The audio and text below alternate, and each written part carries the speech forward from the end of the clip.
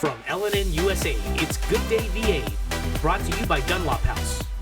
A typical day for me is making sure that the residents have their meds on time and also making sure that they have a good day. My name is Felicia Woodley, and I'm a CNA med tech at Dunlop House. No matter what the situation is, we always put the residents here at Dunlop House first. My work is meaningful because they'll come to me and tell me, thanks for that smile that you have on your face. I connect with them because I look at them as one of my family members. Dunlop House, more than a house, is home. Welcome to Good Day VA. I'm Carolyn Day Pruitt. And I'm Gianna Deepa. Sam P was still out this week. We're excited to have a very special interview on the show today. I recently had the opportunity and honor of sitting down at Virginia's Executive Mansion for a conversation with the Commonwealth's First Lady, Suzanne Youngkin. But first, we'll have headlines after this.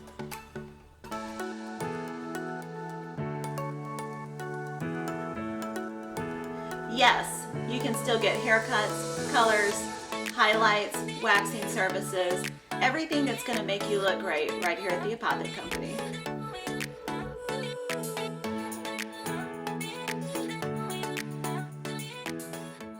There's no place like home. That's why BSV created a simple online process where you can easily get pre-qualified for a home loan without entering a branch. Visit bsvnet.com and see how much you qualify for. Be a homebody with no sweat mortgages from BSV. Welcome back to Good Day VA. Let's take a look at this week's top headlines.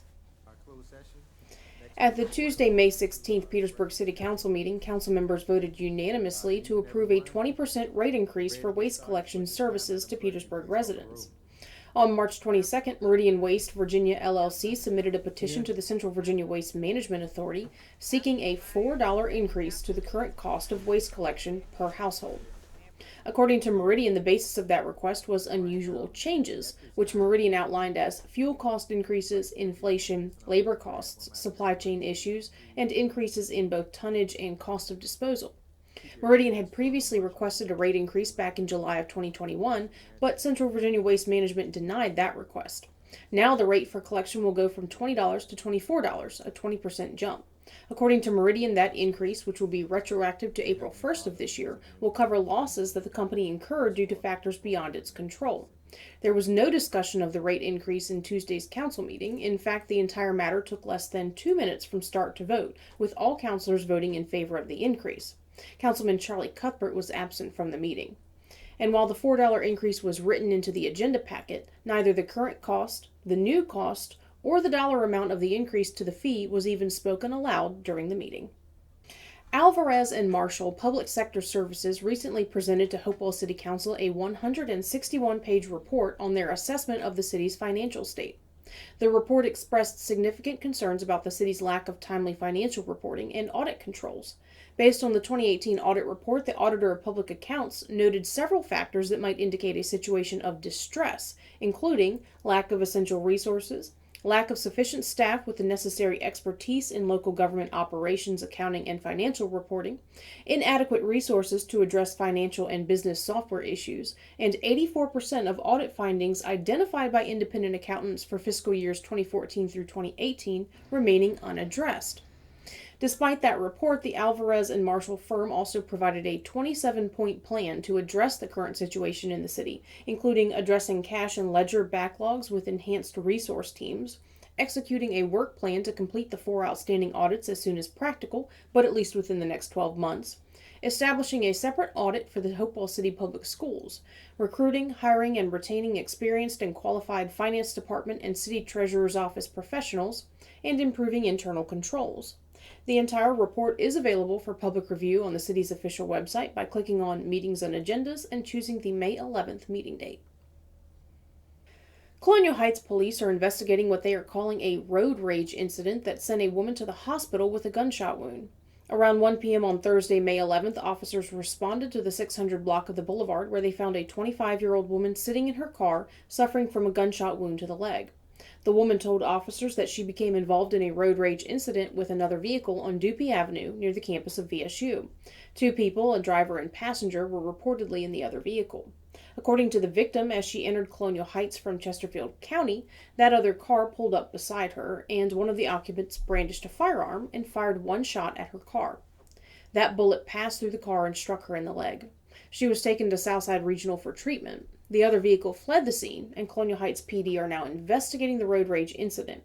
Anyone with information is asked to call 804-520-9329, or you can report a tip anonymously by calling Crime Solvers at 804-748-0660.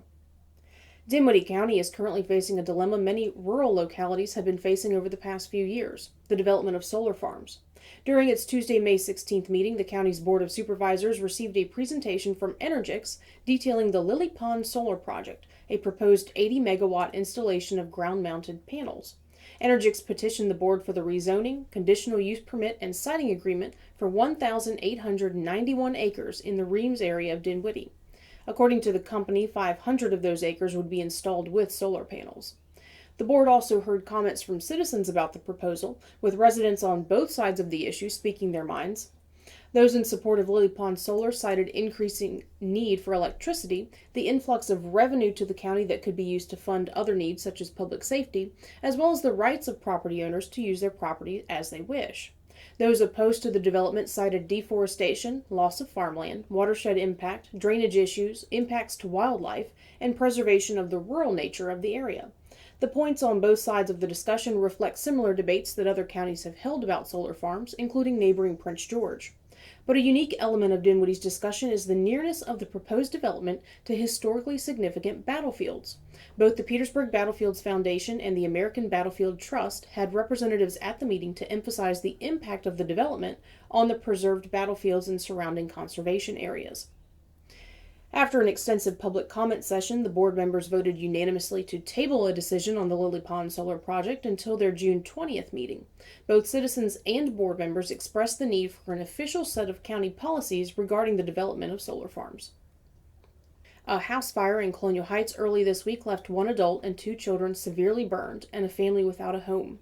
On Monday, May 15th, around 4 in the afternoon, the home, located on Covington Road, caught on fire with Sharon Davis and 3 of her great-grandchildren inside. Davis and 2 of those children are now in the hospital being treated for critical injuries, with second-degree burns to the majority of their bodies. The fire and water from putting out the flames have left the home uninhabitable, leaving the entire family without a home. The Colonial Heights Fire Department is investigating the cause of the fire. The local community has responded to the tragedy by both hosting and contributing to fundraising efforts.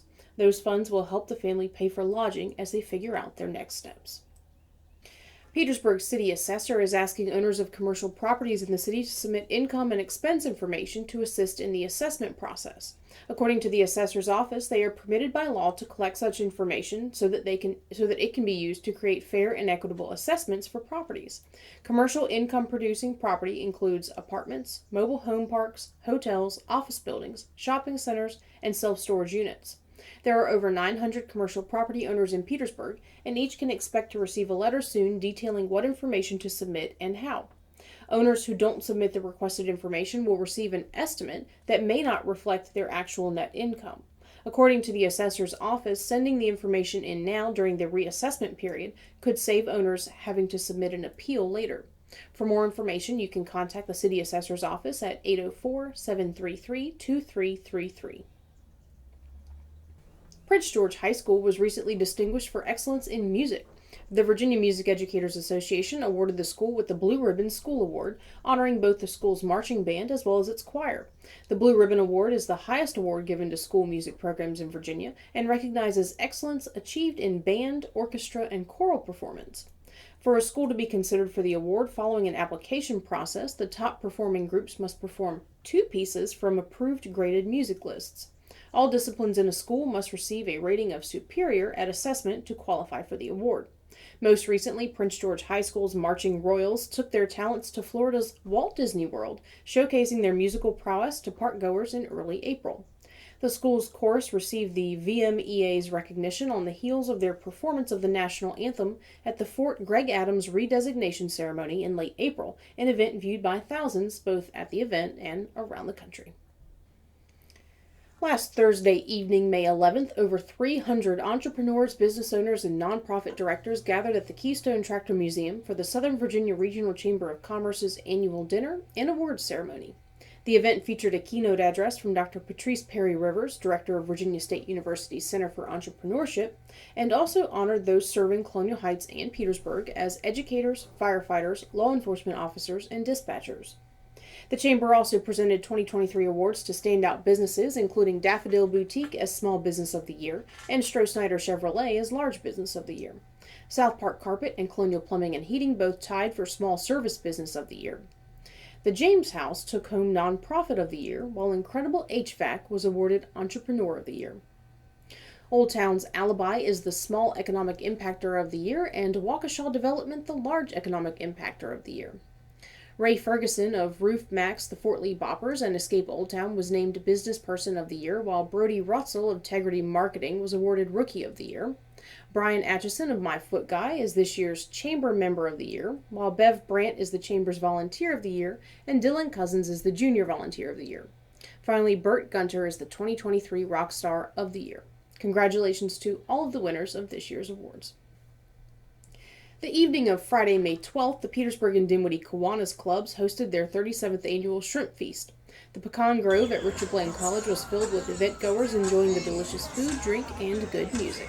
Proceeds of the event benefited the two Kiwanis clubs, which focus on empowering children in the community through various programs focused on improving academic performance, providing meals over weekends and school holidays, spreading cheer through Christmas parties for foster children, and much more. That's it for this week's headlines. We'll get a check on your local weather when we come back. So here at Titan Auto and Tire, we're a full care automotive repair center, full maintenance items anywhere from an oil change, state inspection, and also full engine replacement. Titan Auto is different because of our customer service mainly. I mean, we have some of the best trained and qualified techs in the area. Our three main focuses are customer safety, customer service, and community. Knowing that you're going to put them first and it's not about the dollar. Hi, I'm Dr. Sandy Elba. And I'm Dr. Adam Elba. We're chiropractors and we love what we do. We change lives on a regular basis. We go from pain relief all the way to wellness. We work with the cause of the problem, we help solve the problem, and put your life on a whole different path. If you're concerned about your health in any way, or you just want to be healthier all the way around, come see us at Chester Family Chiropractic Center. Ellen and Weather, brought to you by Petersburg Jewelers. Hey, what you see behind me, that's what it's going to be like for the next week. It's going to be highs in the mid to high 70s and lows in the 50s. It's ideal. It's going to be cloudy and partly cloudy, mostly sunny all week for the next 7 days. And so that's perfect weather to get out to the Renaissance Festival in Lake Anna, Virginia here, just north of Richmond. It's going to be ideal weather for that because you're going to have clouds. It won't be so hot, but there's going to be sunlight too. So you'll be able to, pitch back and enjoy a cold beverage. Also, you want to go on a hike, get the kayak out, take it down to the river, go fishing. This is the weather for you right now in Virginia. Yes, we have a little bit of waving in the weather, 70s to 50s, but it's ideal. Get out there and enjoy the outdoors. Back to you, Carolyn Day and G. Whether it's raining diamonds or sapphire skies, add a little sparkle to your day with Petersburg Jewelers. Swader, Central Virginia's premier sports park. Corporate events, parties, date night, or just a family outing. At Swader's, it's always playtime. Thanks, John. So, CD, I understand that you had, an interesting interview here recently. Absolutely. I had the opportunity and the honor of sitting down inside Virginia's gorgeous executive mansion and having a one-on-one conversation with the First Lady of Virginia. Is that right? Well, how'd that go? It was great. Suzanne Youngkin is our lovely First Lady of Virginia, and we had a great conversation. It was wonderful to talk with her, get to know her a little bit as an individual, as a person. Right. And then also learn about, what she's doing in our area. She's involved in the Partnership for Petersburg, which is one of the governor's, big initiatives. And finding out what she's doing behind the scenes that maybe we're not really hearing about. Good stuff. In doing for Petersburg. So, I like that. It was great. How many times did you mention me? Every single sentence. Good. You're welcome. Yeah, absolutely. She can't wait to meet you. I couldn't wait to meet me either. Well, yeah. Let's get into it. Absolutely.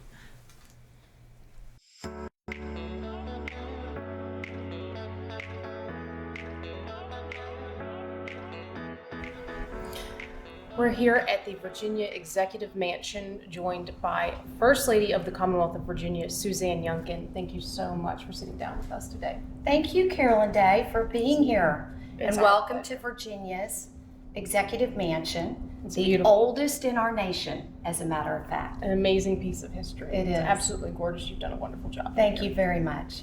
All right. Tell us a little bit about what you did before becoming the Commonwealth's First Lady. Well, many years ago, in my younger years, I worked for a number of communications firms. My last job was as a vice president in an international communication firm that was in Washington, D.C. But when our eldest son turned 2 and I was pregnant with our second child, I stepped out of the workplace. And I like to say that I became COO of Youngkin Inc. And so I oversaw logistics and budgeting and food preparation and all of those beautiful things that are involved in being a stay-at-home mother, one of the most fulfilling, important jobs in the world. It's a full-time job. There is no doubt of that. It is. So what has been the biggest adjustment that you've made since you've stepped into this role? I think the biggest adjustment is that for the last 20 plus years, I've been able to almost single-handedly focus on the needs of my nuclear family and my extended family.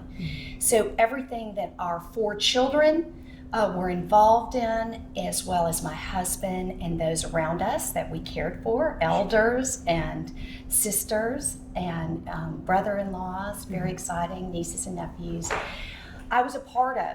But that was a very inward-facing experience. I was focusing on people that I had a vested interest in and that were involved in many things. I now think of myself as being part of a Virginia family, the 8.7 million Virginians that my husband is trying to serve. And that's a very outward-facing experience. So I really have had to become more brave about stepping out of my comfort zone, which is tending to family, and be engaged with people on the outside. Yeah, that's quite a large jump in number of family members. Large jump, yes. All right. So now that you're here, what do you see as your role as Virginia's First Lady? I think the most important thing that I am called to do is to listen to Virginians. When Glenn decided to run for public office, I really prayed mightily about whether this was precisely God's call, and in that context, as Glenn's life partner, what it was that I should be doing. And God just kept telling me, listen, just listen, come alongside people. So I did that steadily throughout the campaign, and as I've transitioned to serving as Virginia's First Lady, which is probably the greatest adventure and honor anyone could ever have, I'm continuing to try to listen to Virginians and taking what I'm hearing from them and disseminating out that information to the people that are involved in the bigger decisions or are in elected office, like my husband. And if I recall, this was his first time running for public office. Is that correct? First time. So we built that's a learning curve. Huge learning curve. We built our marriage around a 30-year private sector career. And the interesting thing, Carolyn Day, was that when he was working in finance, his job very much revolved around his skill set, his friend group, and his colleagues. And so we were very comfortable dividing and conquering, and I very rarely stepped into that universe formally. And we had a really healthy rhythm, I thought, in that regard. And what has happened now in public service is that all of a sudden I'm a partner in this undertaking. And it is quite the experience to go from really being at home and being very private to being out and being very public. And so I'm adapting to that. Sure. And I'm very grateful for the people that are scaffolding Glenn in this dynamic time in our lives, because they're very giving, very patient, very knowledgeable, and very committed. Now that you're adapting, what do you hope to accomplish as you're listening? What do you hope to accomplish during your time here? I think the most important thing that I can do is just to demonstrate kindness and care. And so we talk a lot about, you've heard that quote from Maya Angelou and others that basically says people are not going to remember what you said or what you did, but they are going to remember the way you made them feel. And so I am routinely stepping into spaces where I hope I am able to help people feel concern and feel valued.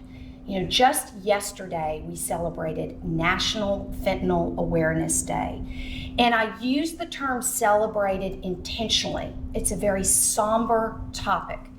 Over 2,500 Virginians died just last year from substance use overdoses, and 76% of those were from fentanyl. It is a poison that is really ravishing communities.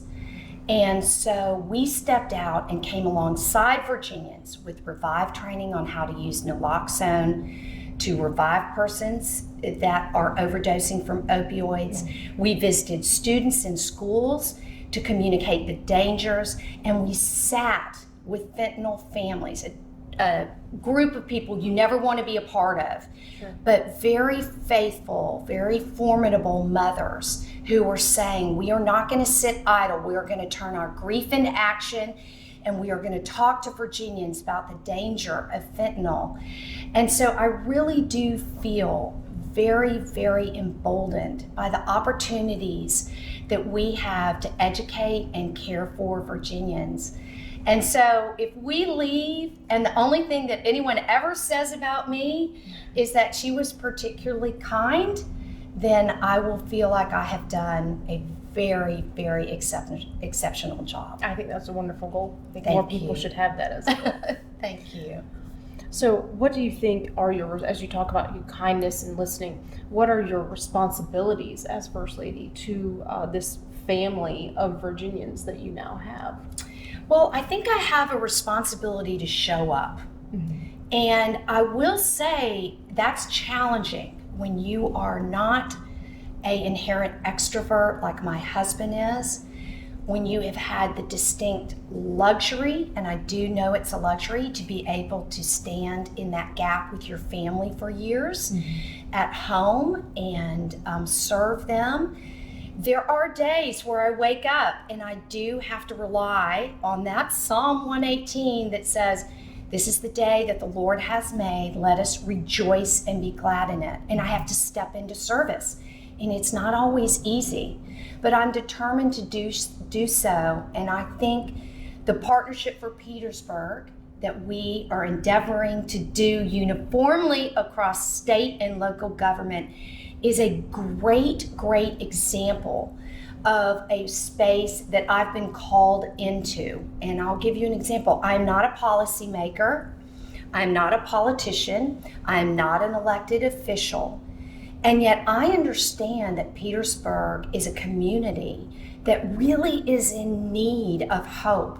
And so I've dedicated myself as one tiny piece of the Partnership of Petersburg to being in that community once a month. Wow. In some form or fashion, whether that's meeting with people there, whether that's supporting an initiative that the mayor is undertaking or that the governor is undertaking, whether it's reading to students in schools, etc. I just want to show up and be a part of that as an encourager. And so that's just an example of a place that I can step in as someone who's volunteering my time to try to make a difference. So you're kind of defining your own role within the Partnership for Petersburg, that initiative? That is exactly correct. I do not have a formalized role, and that is just as it should be. We have multiple people that are dedicating their full-time jobs to the Partnership of Petersburg. There are 70 some odd initiatives, over multitude of secretariats. This is not something that this administration is taking lightly. Petersburg for too long has been a community that we feel has been left behind. And what's tremendously exciting about this partnership is that it's on a multitude of levels. You have state government stepping in. You have local government and state government petitioning our federal government to step in and draw dollars. Mm-hmm. You have local persons, elected officials and nonprofits and businesses stepping in to make a difference. And we're hugely encouraged because what we recognize is that Petersburg and communities like Petersburg all over the Commonwealth matter.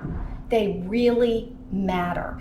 And if we can ignite change in Petersburg, then we can lay a groundwork for a workable solution that we can seed into other at-risk communities. Sure. So I think this is just the beginning. And I think it's a very exciting something that we are wholly dedicated to. There's a different type of value in leaving that role kind of open so that you can be creative and step in maybe where you see an opening rather than trying to plan out exactly what the role will entail. I think that gives you some flexibility when it comes to the partnership in terms of engaging. I think you are exactly right. And what we know, are convinced of, is that government does not change lives. It just doesn't. People change lives. Absolutely. And so what we're trying to do in Petersburg is make sure that we help people come alongside one another and make a difference. Some of the ways that we're doing that, there was just a maternal health center opened in Petersburg that I had the privilege of going to see. That's people helping people. Mm-hmm. That's mothers standing in the gap and saying, we want to care for you and we want to give you services that really make a difference.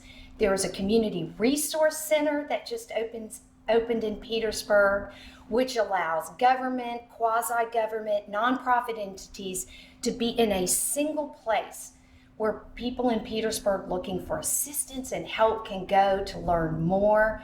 And we're just tremendously excited about what we see happening there. Sure. And we're very grateful to the people of Petersburg for partnering in this endeavor that we hope will really change lives and change a community forever.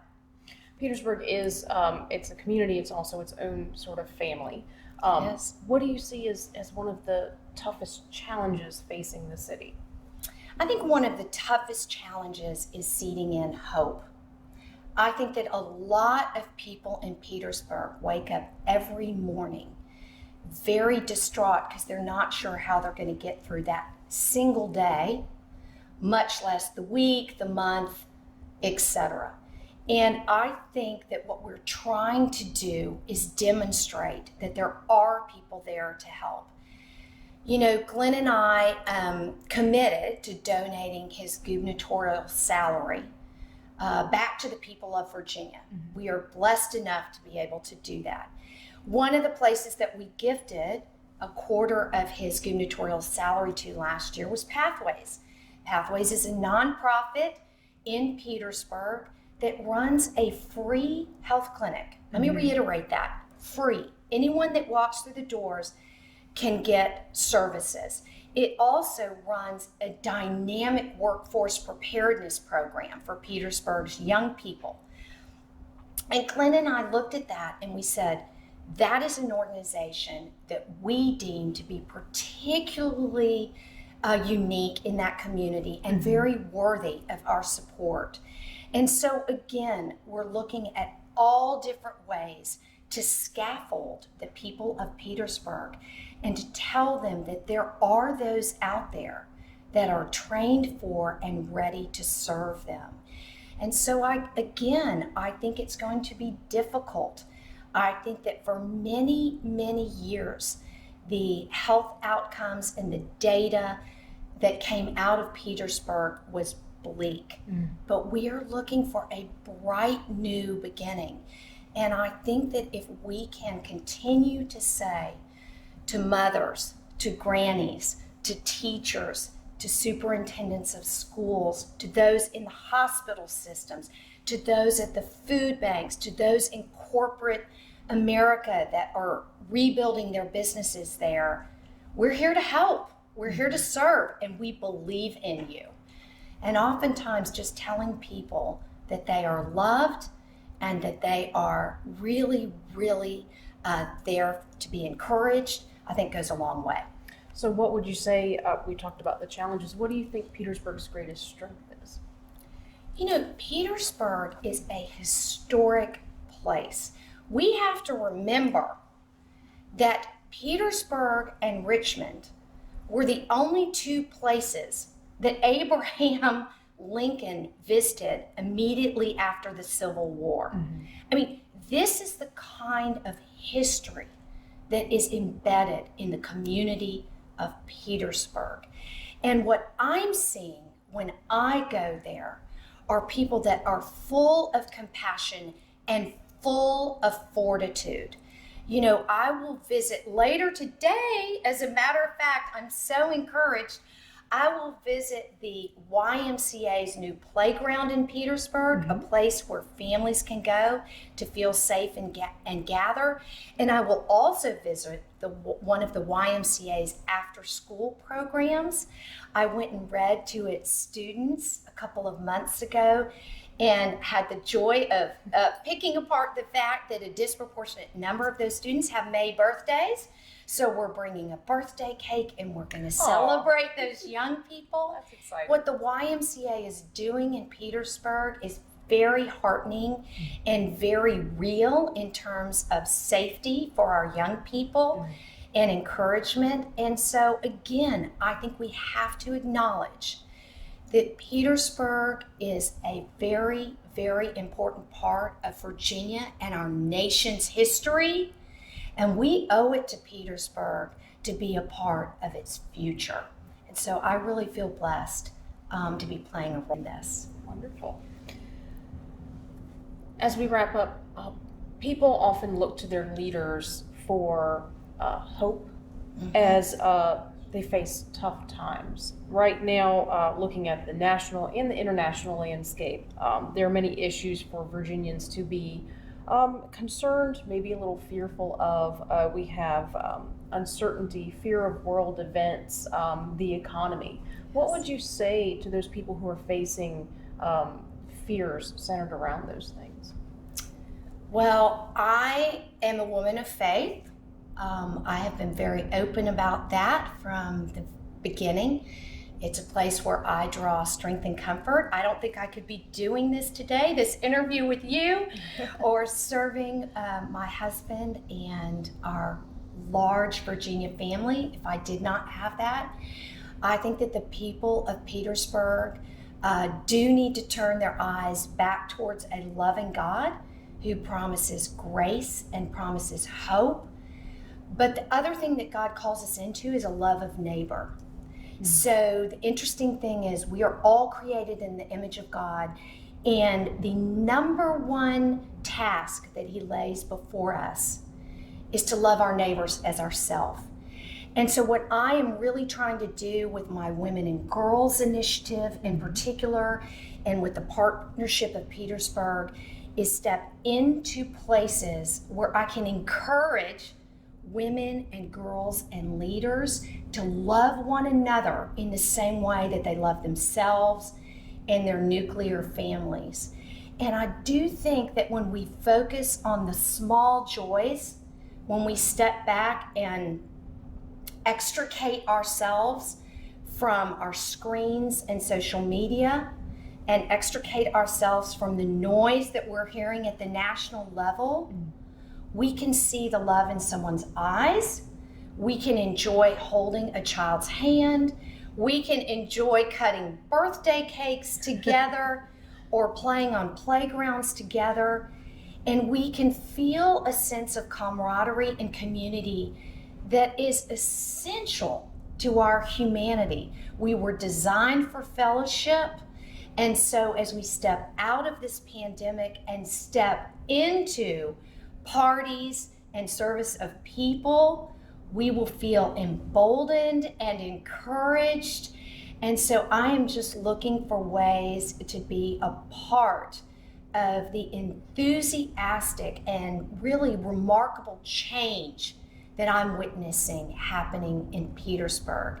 And so I would just say, reach out to a friend, reach out to a neighbor, volunteer, come along the First Lady, visit my website and figure out where we're going to be in Petersburg. You are welcome to join and welcome to be a part of what we're doing there. And I'm just hugely encouraged. And I hope, again, that people will turn their eyes towards God and to the teeny tiny little joys that He places in their lives each and every day. And I think that's wonderful advice. So, thank you. Thank you for everything you're doing for the people of Virginia. And thank you for joining us today. We truly appreciate you being here. Well, thank you, Carol and Dave, for what you do to shine a light on the great and the good in Petersburg and beyond. We're very deeply grateful.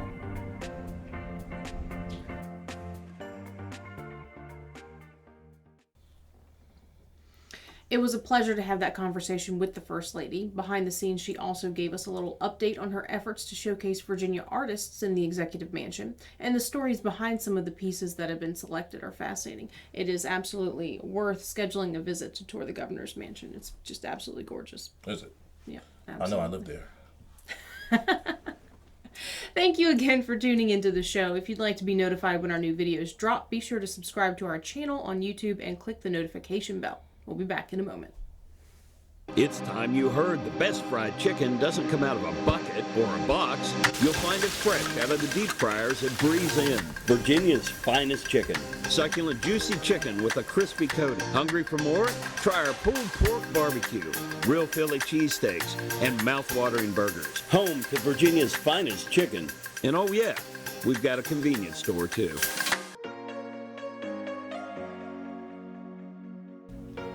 Hey y'all, this is Dr. Abby and Franklin here coming at ya. We're going to be talking about neutral spine today, why that's important, and an exercise to help you regain neutral spine. So, neutral spine, there's a lot that goes into it, but we'll simplify it today. In your cervical or your neck, you're supposed to have a forward facing curve, and then it's supposed to flip backwards into your thoracic, and then it's supposed to flip forwards again into the lumbars, and then it'll flip backwards again when it gets into the sacrum. So nice curvy line, and there should be points throughout the transition points that should be all in a line, so that just like a skyscraper, right, we can have this axial pressure be put upon ourselves with gravity pulling us down, and to be rather weightless within our bodies. If we have something too far forward, it's going to put pressure along this whole canal. So when you have the points lined up on top of one another, neutral spine is present, and again, we can be kind of weightless in our own system. So thank you, Mr. Franklin, hogging up the camera space here. All right, so there's a million reasons why this is important for our brain health, for our spinal cord health. Exactly, not just pressure upon us, but when we are pulled in certain directions, it actually puts a lot of strain on our spinal cord, and that puts strain on our brain, okay? Also, when the bones aren't quite right, then they aren't going to be moving correctly throughout space, and movement in the spine is extremely important because it stimulates your brain. It stimulates the brain to help digest our food, to help make new cells, whether that be in our body or in our brain itself. So the movement in the spine is extremely important, and the alignment of the bones is a precursor for the movement that happens within the spine. So the exercise that you can do at home is practicing just getting in tune with where you are, really just put your brain in your head and say, where is my head right now? Does it feel like it's over top of my shoulders, or does it feel like it's too far forward? Chances are it's probably too far forward, and you might want to get a spouse or a friend to take a picture of you from the side to see how far forward that head is. But in reality, we should have that ear right on top of those shoulders, okay? So that alone is important, just the awareness of where is our body. And always start from the head up. That's just the easiest way to go about it, okay? From there, you can move down and say, are my shoulders on top of my hips? And then from there, you can say, are my hips on top of my feet, okay? So awareness, right? Once you have awareness, then you can strengthen that. Once you're in normal neutral spine, that's where you want to start strengthening. So any kind of core work is actually going to help you sit on top of yourself better, right? Weak core, strong core, okay? So planking, giving yourself a plank challenge can do it. Pull-ups, push-ups. Not a huge fan of crunches, but you can do those, and those will strengthen your core. But you can do other things. Balancing can help your core. Things like that. That's number one. Number two is an exercise called the Founder, which is done by a group called Foundation Training, which trains you on how to be a neutral spine. They have a YouTube. It's free of charge. Look it up. But what they do, they start from the ground up. They go to feel your feet underneath you, put your feet right underneath your hips, put your shoulders right on top of your hips, and then put your head right on top of your shoulders. You can use an assist, just like this one, to see if you are on top of yourself. You can use the wall. If you feel like your head is far forward, I want you to bring it back. So from here, you're going to practice a hip hinge or the Founder, which is just moving forward from those hips, okay? Use an assist if you have to, okay? This will help you stay in line rather than this. Anytime you start to do that, that means you're strengthening this posture, okay? We don't want that. We want this posture, right? So that alone is a great tool, just that hip hinge. You can go further and go into that hip hinge, start to pull the ground apart with your feet. So you'll feel your muscles turn on, wrap around here.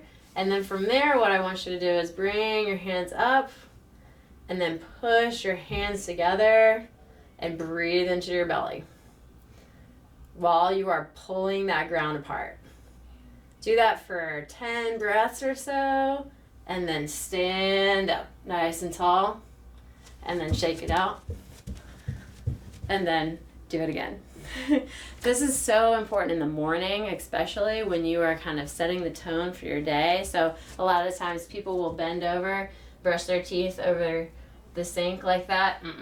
Instead, this is a great chance to practice that Founder, practice neutral spine, so that it will bring you into your day with a nice open chest and your head right over your shoulders. You can do the dishes here. You can sit down and eat in this position, right? It just kind of sets you up for success when gravity and other societal things that we do, driving, computer, anything, kind of make you go into that shrimp-like pose. This is going to help you go into that extension, okay? So what's good for your spine is good for your brain. What's good for your brain is good for everything else. So thank you so much for your time today, and I'll see you next time. Today's show is brought to you by our friends at the Cloud Factory, who take a customized approach to their customers. They know not everyone is alike, and neither are their needs. So, the Cloud Factory focuses on what's best for you when it comes to CBD, hemp-based products, vapor nicotine, glassware, and just about anything, providing alternative routes to a healthier you. That's it for this week's show. We appreciate all of our viewers and thank you for tuning in. If you enjoyed the show, subscribe to us on YouTube and follow us on Instagram and Facebook. And a big thank you to all of our sponsors, especially Dunlop House, for making this show possible. We'll see you again next Friday. In the meantime, have a good day, VA.